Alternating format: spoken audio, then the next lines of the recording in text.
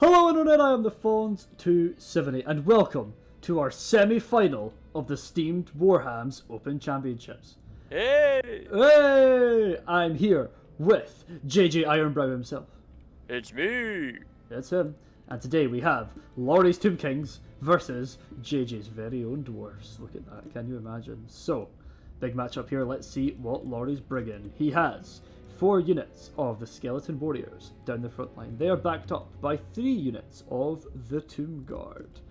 They are also backed up by the Kemrian War Sphinx. I have to check myself every time I'm going to say that.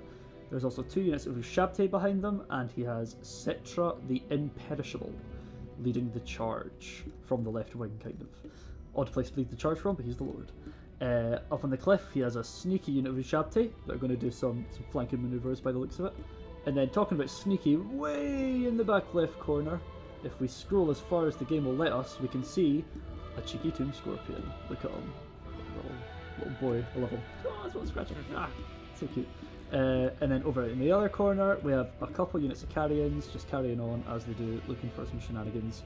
Probably going to interrupt some siege artillery, I can imagine something to that effect. So, that's Laurie. We know he's a very proficient player. We haven't seen him make too many mistakes thus far in the tournament. JJ, what are you bringing? How are you going to stop this? So, I've switched up my list a bit from my previous games. I feel like someone probably gave you a scare last round that made you think about that. Yeah, yeah. So I dropped Gotrek for this one, and I wanted to just essentially use all the points I had with Gotrek, because he's about 1,800, just to fill out with more units.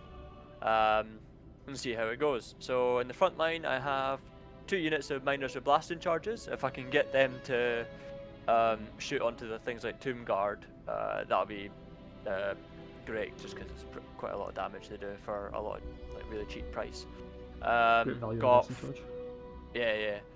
4 units of Dwarf Warriors as a sort of second and third line, 3 units of Thunderers. I know he's got lots of constructs, so I just want to be like armor piercing, shooting as they're coming in.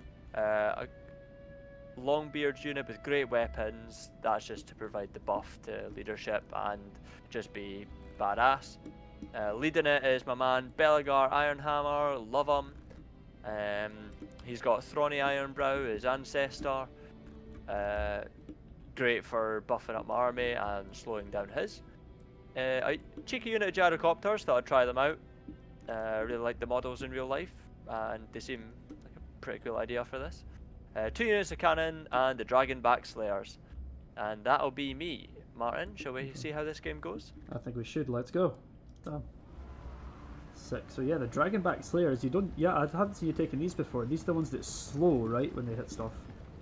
Yeah, I was doing more practice games, and I noticed these guys, as you said, put a slow on as they're attacking, which is amazing for defending like your back lines. So if you have things that are trying to cycle charge you, like cavalry or whatever, you can just hit them and just get your few extra chops into them with the axes. So they're great. I thought I'd tried 2 cannons this time, just try and annihilate anything from range that I can.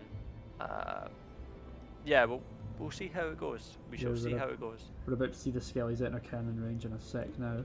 The carrions look like they're thinking about doing something about it. They're stalking in the background, absolute vultures that they are.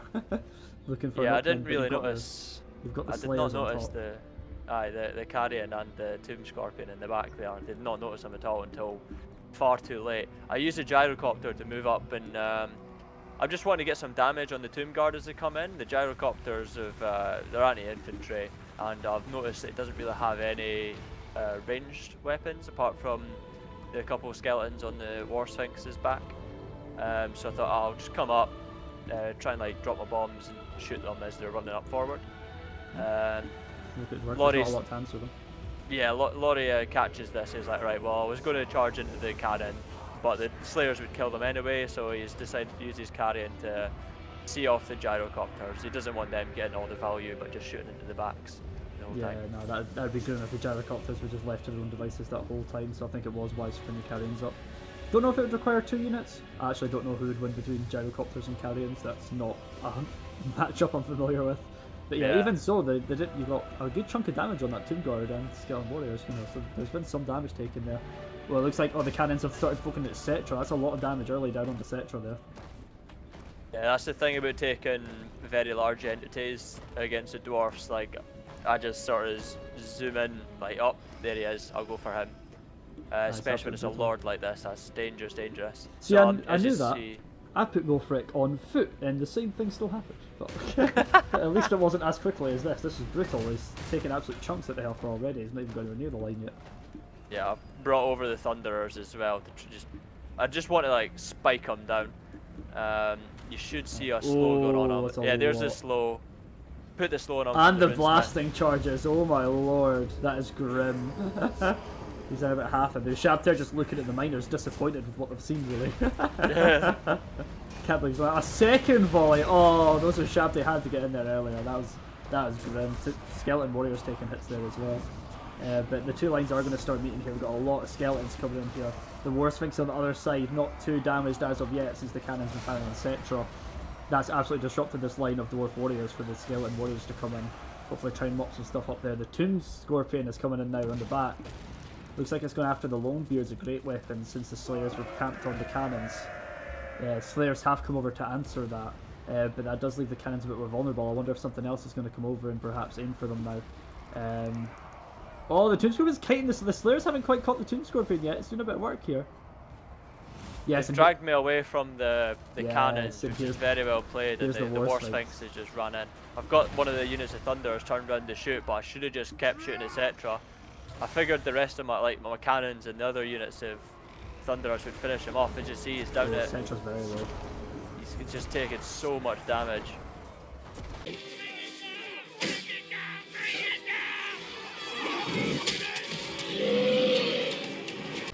And I'm just thinking in my head, oh, he's so close to death. I'll get him out of the way, and that's the game pretty much there. Yeah, you think so? That's tier 1 of the Tomb King's passive pops. There will be a small heal put up there, but Cetra is so low here. There's Shabtair from behind that were on the cliff face have come in into the back of that cannon unit. The Slayers are coming back to try and deal with them now.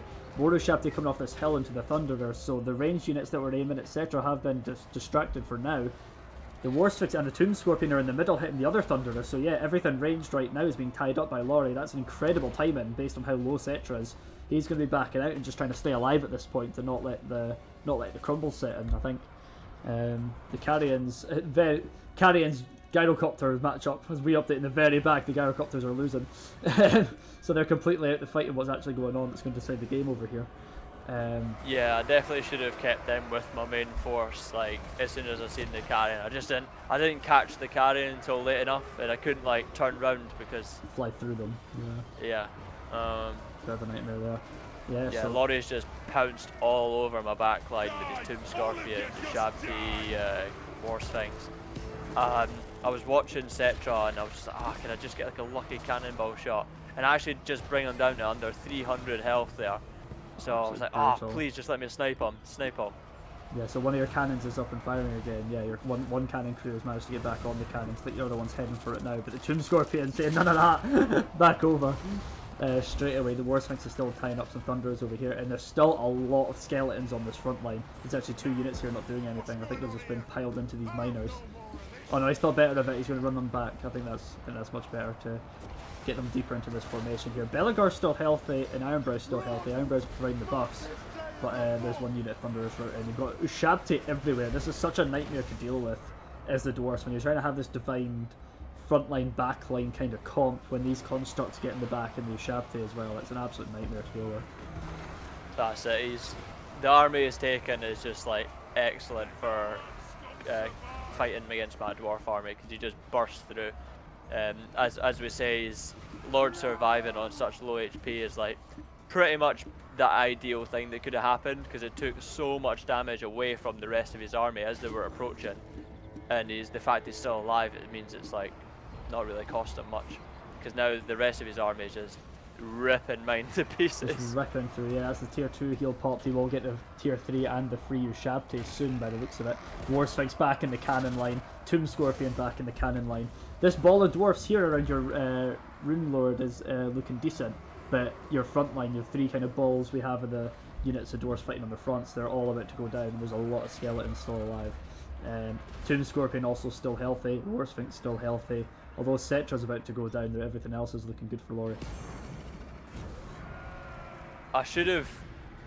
So when I was fighting this, I'm thinking I need to kill Cetra, but I should have just sent a unit of Slayers over to try and kill him, just because they're a bit faster. But the thing is, I was trying to just deal with all the stuff that was on top of me at the same time, and like if I send the Slayers away, then that's like a massive defense piece that I don't have anymore. Yeah, it was a rough game to only have one unit of Slayers. You used to having two.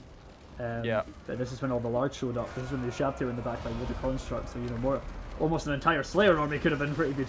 Maybe not quite. Exactly. but more Slayers would have definitely been useful. Is that the free Ushabti just been spawned? I think it might have been. Yeah, the tier 2 Ushabti on top of Belagar there. So yeah, still a lot of skeleton. I mean, the dwarfs are still in it. We've seen a couple dwarfs hold off, but as you said at the start, Gotrik's not here this time. So you're going to be relying on Belagar a lot more, and he's down to almost half health at this point. You've got a couple rallying. Oh, they're not rallying yet. No, we've still got everything's breaking back here. There's a cannon crew trying to do what they can. Still a lot of skeletons. Some units are routing, some are thinking about it. But yeah, okay, over here you've got Thunderers that are kind of rallying. I think the Carrions are causing hell here though, stopping stuff from coming back. Yeah. Skirmish mode. The Carrions headed back over after taking care of the Gyrocopters. Yeah, Belagar thinking about breaking. Big low skirmish, but your Slayers have made a run for Cetra here. They've headed into the forest. The forest dwarves are back. And I don't know if Cetra's noticed them quite yet. Yeah, this is the move I should have made earlier. I also have the Runesmith slow, which I believe reached that far as well. So I was like, as soon as he starts to move, I'll put the slow on him. And then if the Dragon back just get like 1 or 2 hits on him, then that'll slow him right down. Like he's down to 6 speed at the moment. It's not fast. So not fast enough. That I should have made that move earlier in hindsight. But because I do bring Cetra down, I'm still hoping that'll be enough, because with Belagar and the Runesmith just trying to pop their buffs, hopefully I can just grind out the rest of the army now that an undead force has lost their leader. Yeah, the Longbeards are still about half health, so there's still a good amount of Longbeards here, and they're getting buffs from both Belagar and Ironbrow. So there is still a strong dwarf force here, and it is skeletons for the most part they're fighting, but the Tomb Scorpion and the War Sphinx are both still alive, which is quite a lot to ask for, ask of the Longbeards. As I say, some Thunderers are rallying back here if they can start firing. Yep, there's some guns going off now. I think that's at the Carrions maybe, or the War Sphinx. That's a huge help. Maybe they could focus down the Carrions that are harassing them first. I've ran my Slayers around this unit of Tomb Guard that came to try and intercept them, just because Slayers do not do well in combat with like that sort of elite infantry. So I'm trying to run round and get them stuck into the Tomb Scorpion and the War Sphinx if I can. Yeah, the War Sphinx just ran into some of your more broken units there just to see them off. Yeah, some warriors have decided better that some miners would also turn into a big breath attack there, but that was brutal. And there's some, as I said, there's some Thunderers back here that are going to start opening fire, but there's not a lot of them, and there's a big skinny War Sphinx coming for them. I love the War Sphinx. It's just such an amazing model. It's good in the game, and it also just looks badass the way it like I love his prance in here. It's a big happy doggo just pouncing through the dwarven lines. Absolutely fantastic. Nothing to do with me hating dwarves or anything. Just love seeing it bounce about like a happy dog. Some of the Scorpion here, the Scorpion's eating in. So the Slayers have got to the Tomb Scorpion here. And you can see the Tomb Scorpion's health has gone down. Hammer of Karak Draz has also debuffed it slightly. His health is going down. You might be able to take out the Tomb Scorpion here. Well, that's the aim. His main threats are like that pretty beat up unit of Ushabti, the Tomb Scorpion, and the War Sphinx is still really healthy. But like, I'm just thinking if I could just bring some of these down, then he might not have enough to finish off my characters. But the dwarf line is just, we're just getting like, yeah, I don't know if it's a line out here. I don't know if it's a line. It's yeah. The dwarves that are still here. Oh, this is a line. There's 25 dwarf warriors looking to make their way back into this combat. But from their point of view, all they're seeing is a Sphinx absolutely dashing about. I don't even know if they know their lord's still in there at this point. All they can see is skeletons and a Tomb Scorpion. That is terrifying from their point of view. Yeah, the lords are just getting knocked about the place from these large entities, the Scorpion and the Sphinx. But I should, if I can get these Slayers over, they should be able to finish off the Scorpion. Scorpion, yeah, same. Carrion's back in here just to more charges, more morale hits there. The bounce power is heavily in Laurie's favour at this point, so it is looking favoured for him. But we've seen the dwarves hold this before with their buffs. There's not a lot of them left, as we don't have the Unbreakable Gotrek here to take everything out on his own. Oh, it's so close though. It is so close. Here's the War Sphinx. Oh my god, just happy to be here. Having a great time. Out for his daily walk, just Out for like his walk. stomping on anything. What a beast. Out for playtime. Yeah, Carrion's turning again. Oh man, it was brutal. So many of these battles just turn into the ball at the end, and it feels like that against Dwarfs. You know, you count. It comes down to the heroes, the characters, the couple elite units that are left, and then if you're against the Dwarfs, all you have to do is say, right, everyone pile in. That's what it kind of comes down to. Yeah, there's Belagar gone. He's run away, and it's just a case of throwing the Iron Brow, doing whatever he can before he fades back into his ghostly realm. Oh my god, the War Sphinx is taking it. I zoomed in there and the War Sphinx Yeah. fucking jumped out the screen at me. Yeah. So very well played to Laurie this game, I have to say. He picked apart the Dwarven force. I'm not sure how it would have went if I got those couple extra shots on Cetra. I think that would have been a totally different game, but he's, as I say, has worked out very well, and he's played it very well as well. Yeah, he's played it well. It's a game of inches. This sometimes, you know, it's the small differences early on in the battle can swing the whole thing. And we were watching this live, looking at Cetra's health go down, and we were saying, "Oh my god, we can't believe! Like, look at Cetra! Like, our eyes were pinned on it. We couldn't believe how low he got so quickly." And when he got behind the trees, like, is he safe there? I don't know. Should he just run back to spawn at this point? Is it worth having him hanging around? Like, what's he here for, really? But yeah, it's again a lot of dwarves died here. This battlefield is an absolute graveyard at this point. The grudge book will be opened.